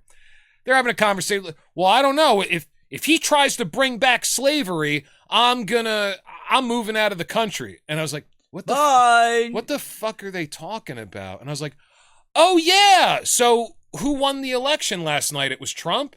And they're laughing. They're like, yeah, right. Like I'm making a joke. Like, obviously I watched it because everybody in the world did. I really didn't. I didn't give a shit. So that's the level of blackout I was. I didn't even know Trump won. Okay? Do you care? No. That's why I didn't watch it. So this guy, so he's like railing on me. And I was like, you know what? So the little boy, I don't know, how old are we talking? He's like, I don't know, let's say 10. I was like, okay, so he wants to wear a dress to school and he wants everybody to pretend he's a little girl. I remember dressing up like a ninja when I went to school. Right. That makes you an assassin. Yeah, exactly. I don't really see what the fuck the big deal is, man. What are we talking about? I dressed up like a cowboy when I was 12 years old. Now, I did not know that they were going to start giving hormone blockers to 13-year-olds and shit, because I'm not watching the news. I just thought he's getting on about little boys that want to dress like girls. There's a lot of times little boys do that. I dressed up like a little girl once. I thought it was fun. I thought it was funny. Who cares? It's fun. I don't know if little girls dress up like little boys so much, but little boy, I've never met a little boy that, you know, the mom doesn't take a take a bow when she's like wrapping a gift and stick it on the little boy's head, and he thinks it's hilarious because he has a bow in his hair and he's like dancing around and shit. Like, who gives a fuck? You know, that's where I was coming from. That looks like the parents going on Halloween and dressing the kids up. Oh, it's all right for Halloween. Yeah, what's the difference? All right. Or you get the ultra-right religious person. Oh, you can't dress her up as him as a female. He's a male. It'd probably be like the same sort of attitude. See, I didn't know it was a political issue. So now I see the conversation through a social lens that I didn't see at the time. But yeah, those would probably be the same type of parents that be like, you can't dress up like the devil for Halloween because Right. Yeah. I knew a lot of religious people like that. Oh yeah. I grew up in a household like that. You can't go dancing. You can't go to movies. Yeah, like Footloose Town. You're not allowed to drink. Yeah. You're not allowed to read Playboy magazine. You're supposed to be this sweet little boy or this sweet girl, and you gotta follow these rules and regulations. But if you fuck up, they come down on you like Grant took Richmond.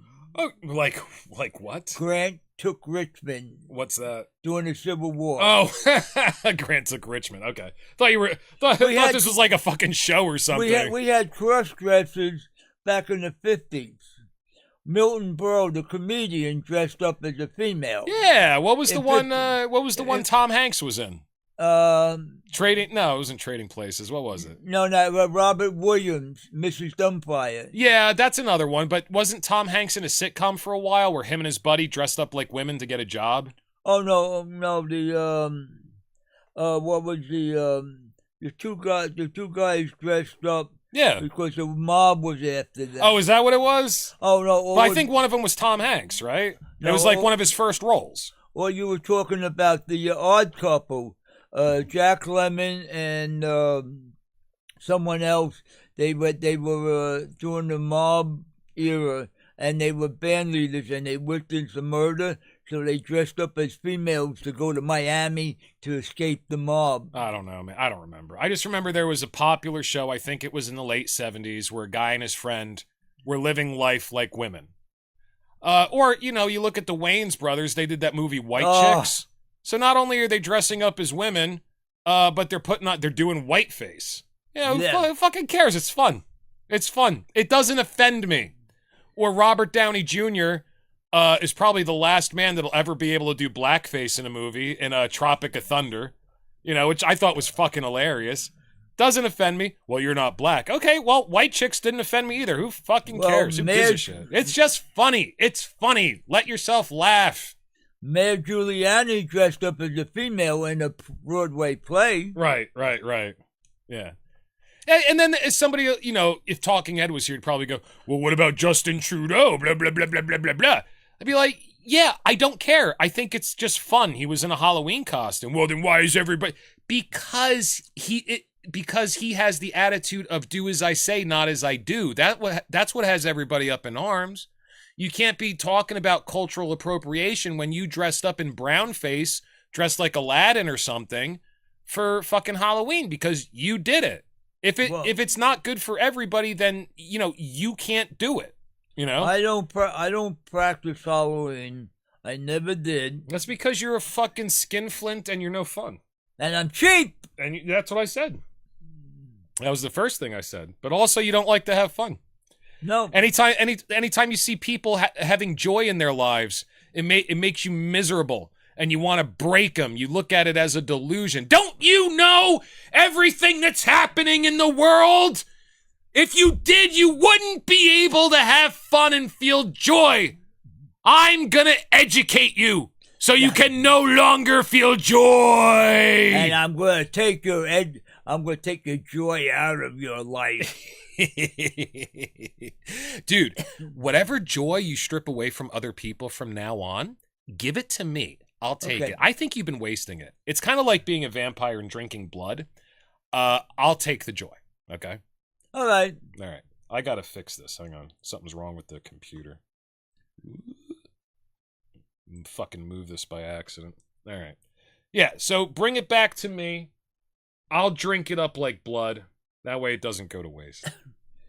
Well, now that we got your brother as a medical doctor. I know. Like all of a sudden you're having fun. Yeah. What happened? Well, maybe in my old age, I'm going backwards. I'm going to go back. I'm going to count backwards. Okay. At fast speed. So I am slowly watching the compound fill up with these life-size characters. And it's kind of like I never know like what you're gonna come up with. Like I did not know you were gonna put the Jew mask on the lady doctor. And it's pretty thrilling to watch. It's really fun.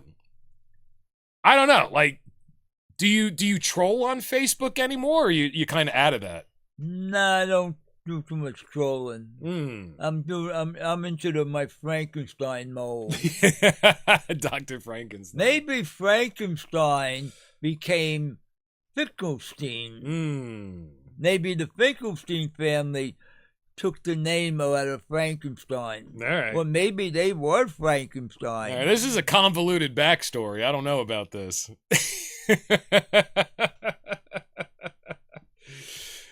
But we gotta have fun. Remember, laugh at yourself, laugh what you are, because once you're the end, it's the end. Yeah. Yeah, I mean, aside from me, most of you motherfuckers are gonna die. I'm not going anywhere. But yeah, most of you guys are gonna die eventually. So you gotta have fun while you can. I got all the time in the world. Sure, you're gonna live forever. Probably. It seems like if fate has a sense of humor, the miserable cocksucker that I am, I'd probably end up being the first immortal. I'm probably not the first. I think there are people out there. If they sent me to a nursing home, they would kick me out. Could you imagine me in a nursing home? No, but I think you'd have a lot of fun. Yeah. Go get that raw dog, nasty pussy, spread around some venereal disease. Fuck it, let's go! Last hurrah! Or I would get kicked out for being a troublemaker. Maybe, I don't know. Well, I know you'd be telling everybody about the taxes, but at their age, makes sense. I mean, fucking go for it. What do you have to lose? You know? Yep. Well, I mean, you don't have much to gain either. No. But you're going to leave a better inheritance for your kids or whatever, you know? I don't know. I'm going to spend the inheritance. That's what I would do. No, I can't do that. I'm too cheap.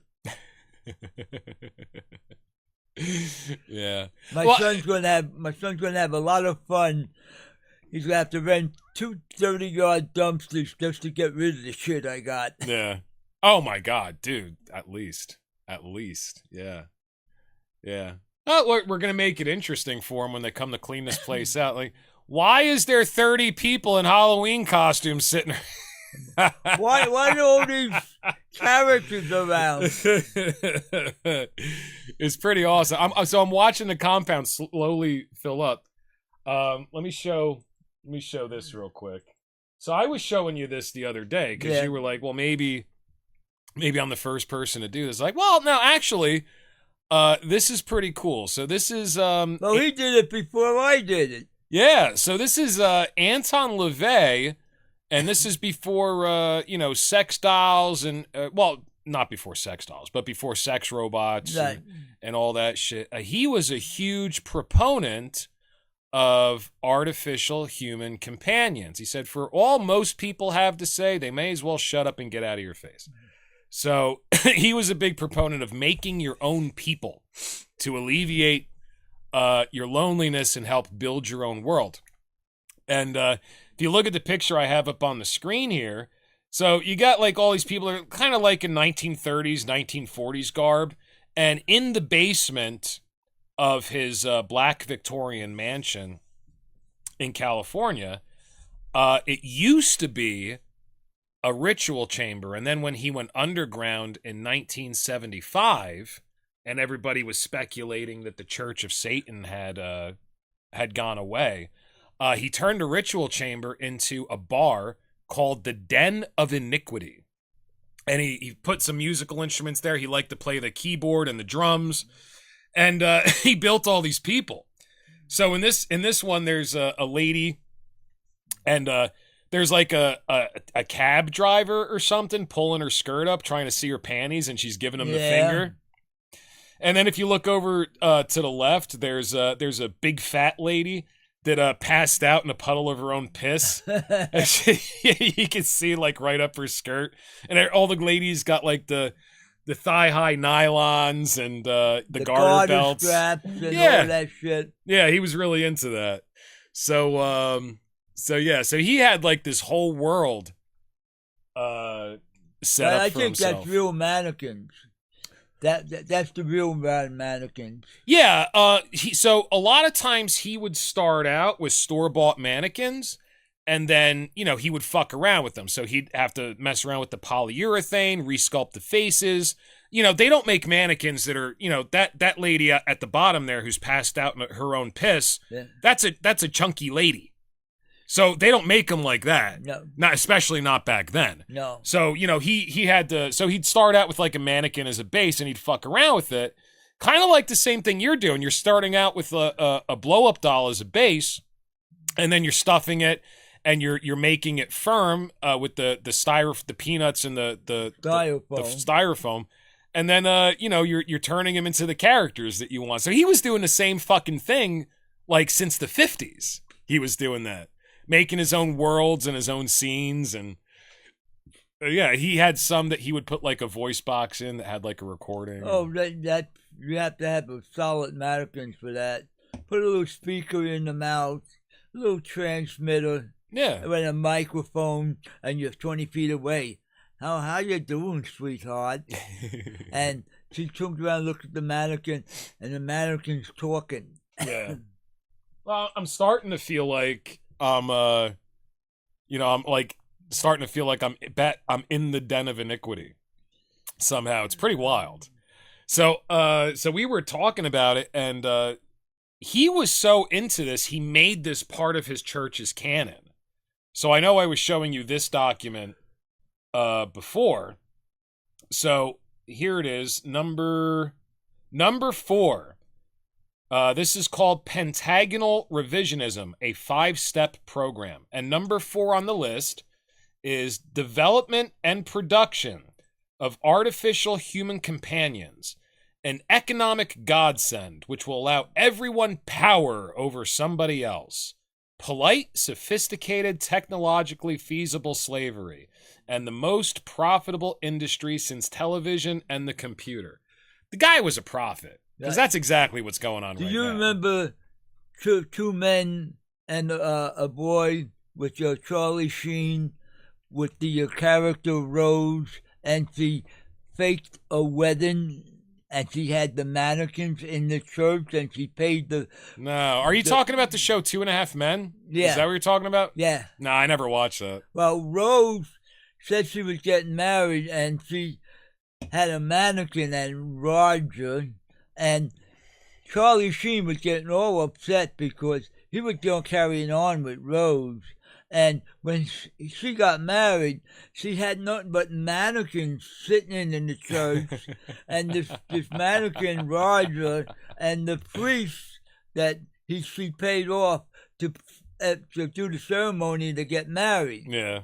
And Charlie freaked out. Yeah. Because Charlie was going to miss out on the action.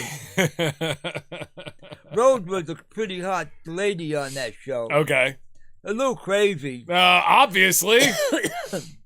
Well, Charlie Sheen was not too far from the tree either. Yeah. Well, I mean, when you got tiger blood that's so intense that AIDS can't even get you down, I'm assuming you're a little crazy. Yeah. Well, Charlie Sheen is supposed to be coming back with some kind of series. He's not dead yet? No. Oh, okay. All right. The bad don't die young. Yeah, I guess he's too... The good die young. Yeah. I remember that line from Natural Born Killers. Oh, Where Woody Harrelson's character and his girlfriend, I forget her name, they both got bit by snakes in Indian country, and then the police surround him at the drugstore, and she's like passed out on the floor. He's like, Mel, get up, Mel, come on, badasses don't die. Yeah, that's a great line, man. Badasses don't die. I get it. You're too fucking mean to die. Well, we might as well be crazy and have fun in the end. And don't worry about shit, because it don't mean a hill of beans. Well, you can't control most of it anyway. I really thought at this point I'd be making, millions of dollars, stealing the power of the sun and selling it back to humanity, and didn't work out. Owning a quarter of China. What's that? Owning a quarter of China, the factories in China. Yeah, that was my goal. Messing around with the politicians all over the world. Yeah, and then going to Bangkok and getting myself a hairless ladyboy. When I've done that, I'll make it wash my dishes or whatever. The new Elon Musk. Elon Musk? Yeah. Elon Musk, okay. Yeah. Ah, well. What are you going to do? But, I think it would be... I can't wait until society gets to the point... Like, we're having fun here. With the characters and everything. And I can't wait to get the Great White Huntress one done. That's going to be fucking hilarious. But I think it'll be interesting when society gets to the point where it's acceptable to bring your robot husband or wife to a party, to an event, and nobody bats an eye. It's like, oh, that's his wife, that's her husband, that's her wife, whatever. I'm not going to go through all of them. Yeah. Why not? I feel like it would be better. People don't have to fucking fake it with each other. And I know we talked about this in the other podcast, but we're coming back to it. So I guess we could go through the rest of them because it is a pretty interesting list. Forgot. So the 5-point program, what's the other one? Stratification, which simply means we cannot shield people from the effects of their own stupidity. Equality is a myth. Taxation of all churches. Amen, brother. The productive, the creative, the resourceful should be subsidized. So long as the useless and incompetent are getting paid, they should be heavily taxed. Amen. No tolerance for religious beliefs secularized and incorporated into law and order issues. Fucking A.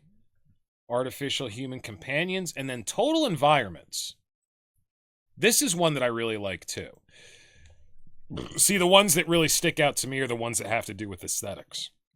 The opportunity for anyone to live within a total environment of their choice with mandatory adherence to the aesthetic and behavioral standards of same. Privately owned, operated, and controlled environments as an alternative to homogenized and polyglot ones. The freedom to insularize yourself within a social milieu of personal well-being. An opportunity to feel, see, and hear that which is most aesthetically pleasing without interference from those who would pollute or detract from that option. A fucking men. And basically what that means, if you want to live in a medieval town, or you want to live in a Chinese town, or you want to live in a horror show town, or live in a cave. We could have private communities where everybody chooses. Well, I want to be, or like the Great White Huntress would really like being Little House on the Prairie. That's what she'd like to experience. It'd be fun if communities were set up that way, instead of just everything looking like fucking cookie cutter bullshit. You know what I mean? Yeah, but other people controlling what you do. Like the Homeowners You're fucking, Association. I was just about to say that. You're fucking HOA. Yeah. Yeah, HOA Exactly. is nothing but a prison that you pay for. I do not disagree with you. I do not disagree. Yeah. Unfortunately, Pennsylvania's full of them. Yeah, it seems that way. There's so many gated communities around here when I'm driving around. I had no idea. Like, who the fuck are you keeping out, guys? Like, anything with a lake or even a fucking pond in the middle of it has a fucking electric gate and a name and an HOA. Like, the fuck are you guys all doing? Like, if I want to go swimming, I can just walk over here and walk into the lake. Like, you're not keeping me out. Like, what the fuck are you doing? You own the lake? You own the water? You own the fish in the lake? No. I don't know, man. But if you went to the forest and you decide to say, I'm going to build a cabin here, the fucking state comes after you. Oh, we're the government. We own this. You can't put a cabin here. So... Did I ever tell you about my friends that built their own house on her parents' property? And as soon as the winter came and all the leaves fell off the trees, the neighbors called the police on them. They had to tear it down. It was pretty cool. Why did they have to take it down for? Nothing was up to code. They just built it. Was it like a real log cabin from 1850? No. So they made it look like a medieval castle. Oh. Okay. It was really neat. It was so charming. That's the way they wanted to live. So, and they didn't have the money to hire an architect, and so they just made it themselves. It's so inventive. So, her father was like a super weird hillbilly, so he didn't give a shit. They just built it in his backyard. So it was, I think it was just one bedroom, kitchen, living room, bathroom, and all of the plumbing was just connected to like his hose. A water hose and a barrel for waste? I think so. I don't think they had a sewer, or maybe no. They were still going to his house when they had to use the bathroom. That's right. So they didn't have a bathroom, but it was pretty big, and I mean it was dangerous. Like they had like an open flame propane during the winter for heat. Oh, yeah. So it was pretty dangerous. They were camping out. But it was really cool. Like they just, no cement foundation. They just built it and they put it on cinder blocks at the stress points. And it looked like a little tiny fairy tale castle inside and out. It was really neat. And as soon as the neighbors saw it that winter, they called the police and they had to tear it down. I was really bummed out. I really respected them for just fucking doing that. Like the guy in Florida that built the castle out of coral. Coral Castle, yeah. Yeah. And he only worked at night. And they couldn't figure out he picked up these fucking rocks that weighed 200,000 pounds by himself. I think the biggest one at the Coral Castle, because I was looking into this recently, if I remember correctly, the biggest stone that he moved by himself was 50 tons. Yeah. I could be wrong. Maybe 5 tons. Maybe I'm adding a zero. In any case, tons. And he moved them himself. He claimed that he had discovered the secret of the Egyptians. Right. And he would not let anybody else watch him work. Nobody knows how he did it. But that's a tourist attraction now. Yeah. Yeah, Coral Castle. Where's that in Florida, right? It's down in Florida. Really cool place. Really interesting character. I went to the house near Orlando that was built out of foam. They took weather balloons, they blew it up, they put some wire, and they poured concrete, and they put foam on it. Yeah. And then they deflated the balloons, and they had a big round room. Yeah, you know who just built a house like that? Robert Downey Jr.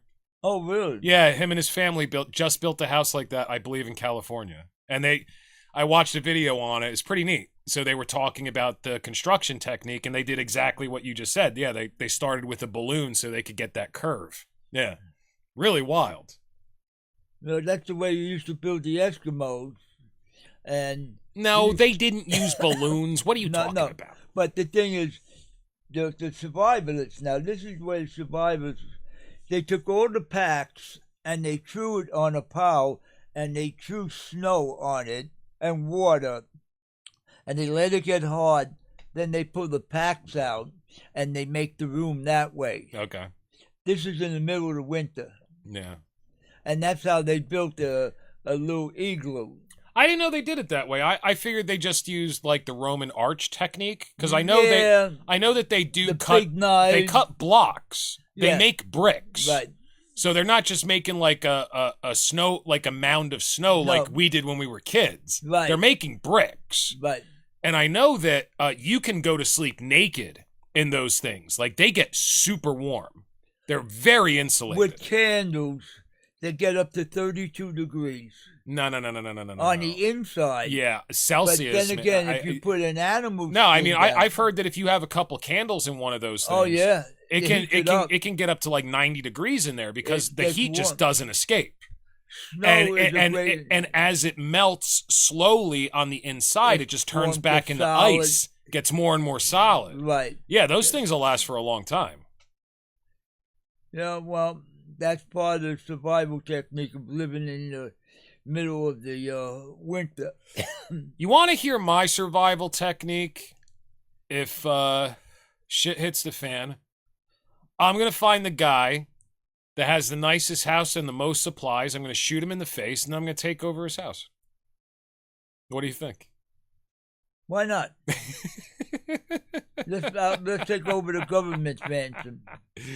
Hey, governor. Okay. Boom. Yeah. I mean, like, there's no more law and order, so, fuck There's it. no fucking police protecting you. Yeah. I'm going to take you out. I mean, if it comes down to every man for himself, just find the guy that has all the shit and shoot him.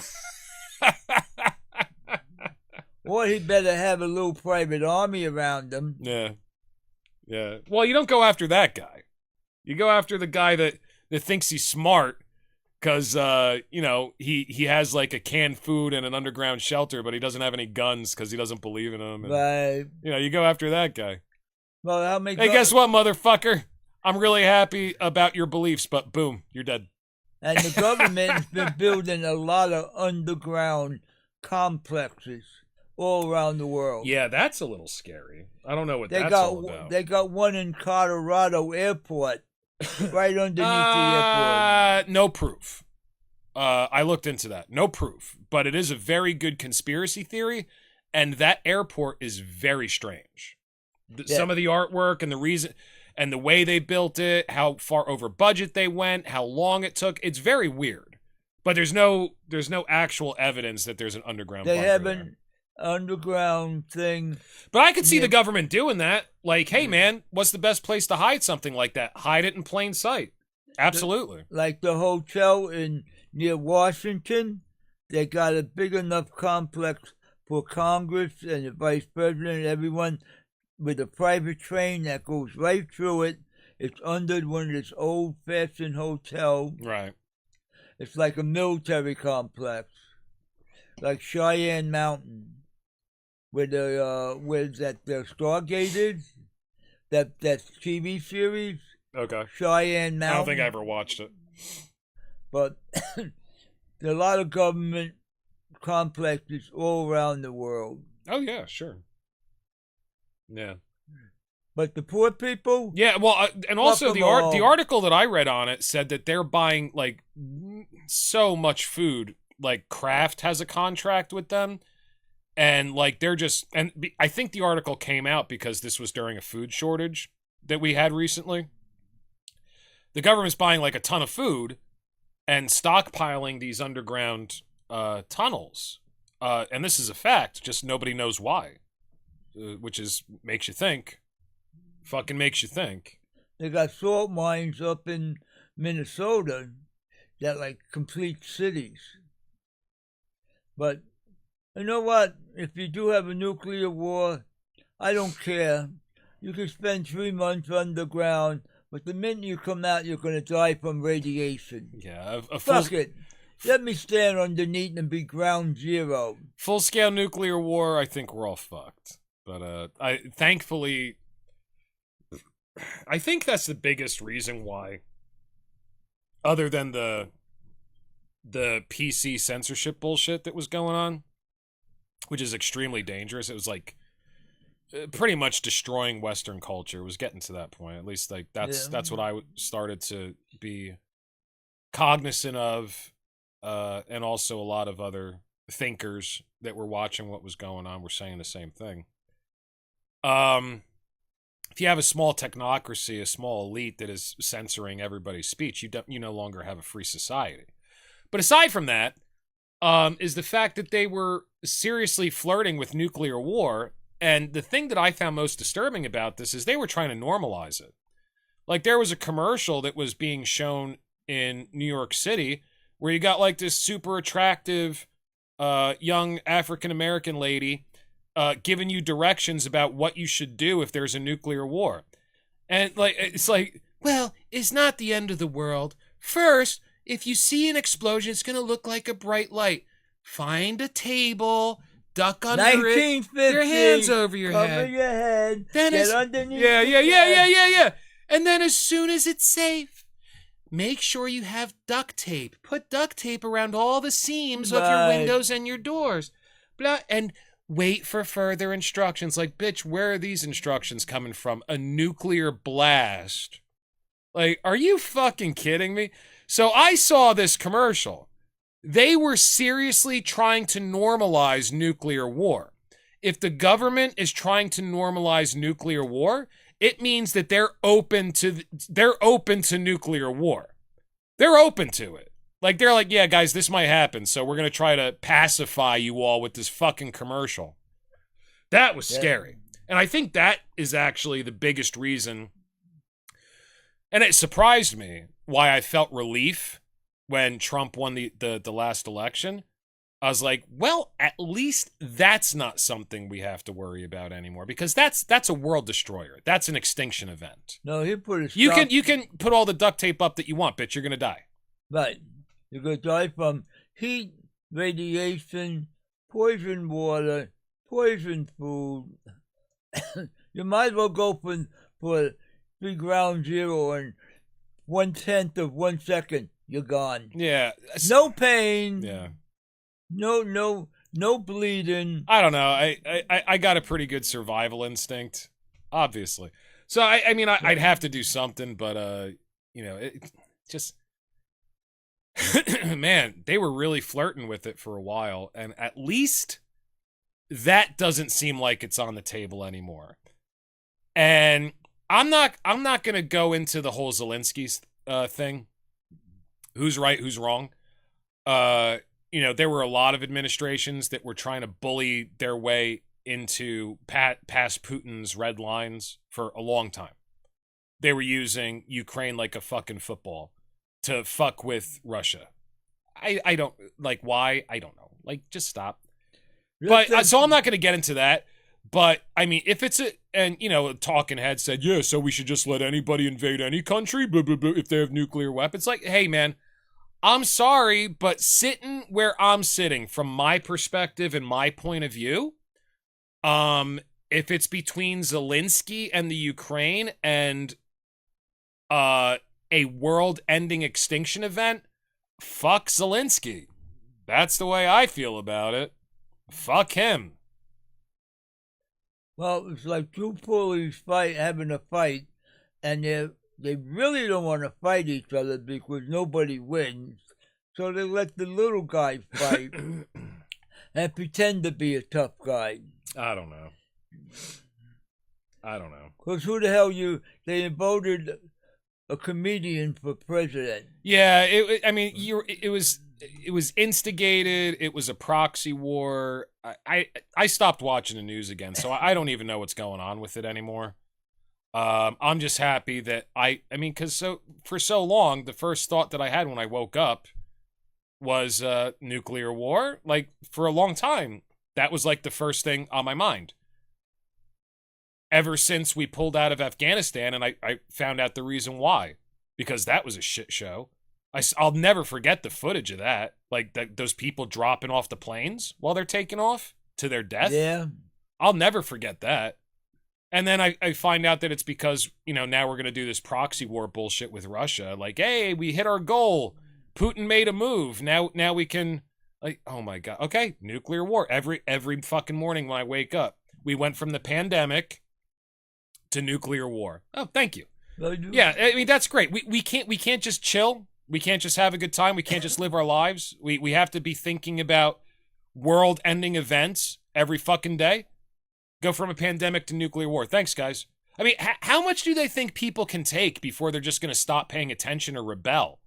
I mean, you know, so we had the George Floyd riots. That was a fucking rebellion and a half. I mean, how much do they really think people can take? They just keep shoving it down our throats. Hey, gotta be scared, be scared, be scared, be scared, be scared. Fuck off already. Fuck off. We're done. We're done. You can't be in fight or flight 24 hours a day, 7 days. You can't do it. You can't live that way. Well, let's see what happens in L.A. Yeah, that's, I don't know much about that. 700 Marines, 2,000 National Guard, and now the bikers are going down there. And you said the Hells Angels are on their way over, right? And they're waving their Mexican flags. Well, the bikers don't give a fuck about the Mexican flag. Yeah. They'll go right through them. And you know, and this don't is fuck like, with a Marine. It's got to be orchestrated. I don't think this is grassroots. You know? And that fucking governor of California, he should be in jail for he's doing, allowing it. I don't know. It's just, you remember that chick that we were watching on Instagram, and she just does these songs really deadpan, and she's like, you need to shut the fuck up. And then she keeps naming people and groups. Need to shut the fuck up. It's kind of the way I feel about it at this point. I'm so done. I can't watch it anymore, dude. I don't even want to know about it. I don't want to know. Well, people don't know what reality is. No, they're so manipulated. Like, it's like people could say, the news could tell you, hey, there's massive protests in New York City right now, and then they could create one just by saying it.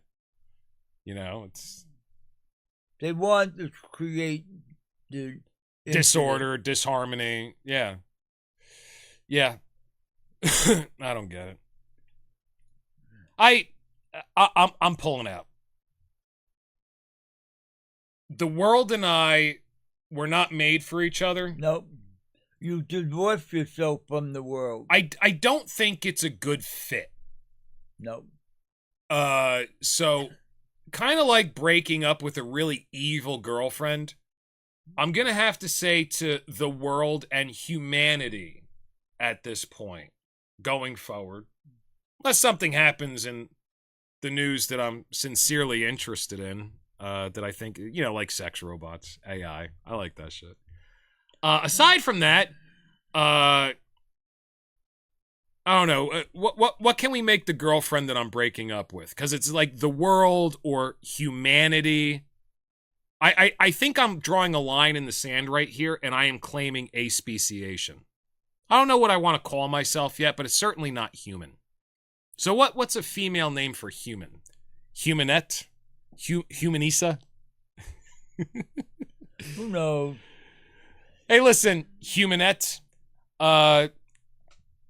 It's been a good run, and I love getting your news broadcasts and your feeds and your little Twitter tweety twaddle twats and your Insta posts and your face masks and your book faces, and it's been charming. But I think that we've seen enough for each other. I would like to say it's not you, it's me, but it's definitely you. This isn't a good fit. And I think that we bring out the worst in each other. It was cute while it lasted, but I think we have to break up. I want to see other beings that I feel like are better suited to where I'm going in my life.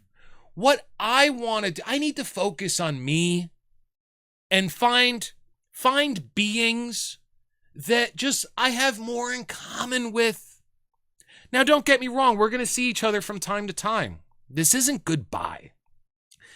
It's just when you talk from now on, it's going to sound like the adult in the old Charlie Brown cartoons. And I want you to know that, so when I don't respond, you don't think I'm being rude. It's just not, I'm not going to understand what the fuck you're saying. It is what it is. And when we see each other, I hope that we can be civil. I hope that we can be cordial to each other. And world, humanette, I know from the 45 years we've dated that the only thing you care about is money. I genuinely do not wish you any harm. I wish you all the money that you could ever eat. God bless you, humanette. But this is goodbye. I'm sorry. Good choice. Harry, anything else for the people? Wait till the next character comes out. I'm loving them, We're man. working on it. I'm loving them, and I'm loving walking into the studio. Oh, how you doing, number 6? Oh, okay. I hope you have a good medical practice. I'm loving walking in the studio every day and being greeted by these outrageous creatures from your imagination. It's great. Yeah. I love it. I can't wait for Into the next day. Yeah. Or the next broadcast. Yep. We're gonna have another surprise. Yep. We'll see what you come up next. Thank you very much for watching the New World Order broadcast, and just remember, we're watching you too. Someone is watching.